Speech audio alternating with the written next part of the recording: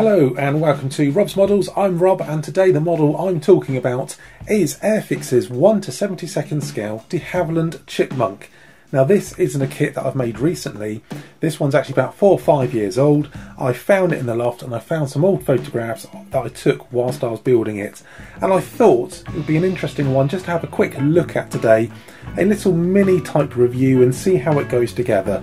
First of all, I will point out Airfix don't make this kit anymore. It is, I think it's about 1960s design and it's not in production. However, you can still pick it up for somewhere in the region of about £10 to £15 on eBay, and that includes postage depending on where you buy it from. It's not a big kit, it's a small plane, and 1/72 scale, it's going to be pretty small, and it is quite a basic one. The reason I decided to build Chipmunk is because I used to be in the Air Cadets, and a few years ago I was at RIAT, the air show in England, the International Air Tattoo, and I saw a few chipmunks lined up, and I said to my wife at the time, when I was in the Air Cadets many years ago, I did actually go flying in one of these. In fact, I was actually sick in the back of one of these, and so as a little reminisce type thing, I thought I'd hunt it down and build it. I have heard about people complaining about the raised rivets details, and to be honest, they do stand out a little bit. There's no recessed panel lines apart from where the ailerons go on the tail plane, and a few little bits here and there, so it doesn't really take a wash very well, but I do think it does add texture to it. When building it, there wasn't much of a cockpit.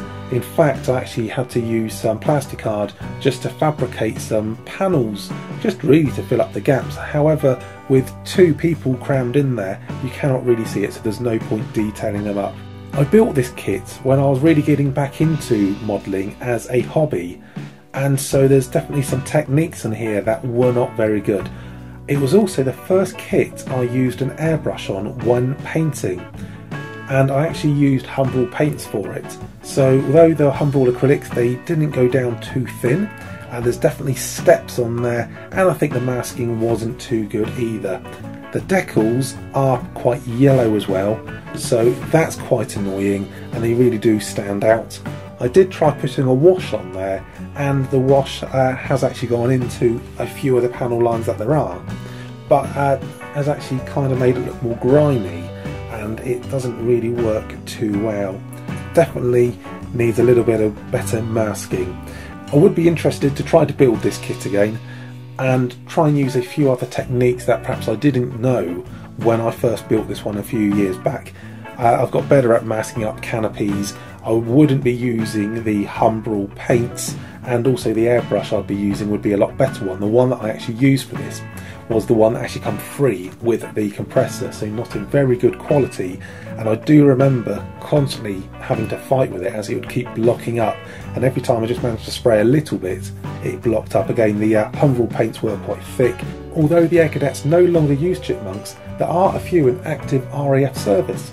They're used by the Battle of Britain Memorial Flight as trainers. In order for them to practice landing and taking off, then they'll be using Chipmunks, and then once they've got the hang of that, then they don't mind letting them loose on those priceless Hurricanes and Spitfires. That's been Airfix's 1/72 Chipmunk.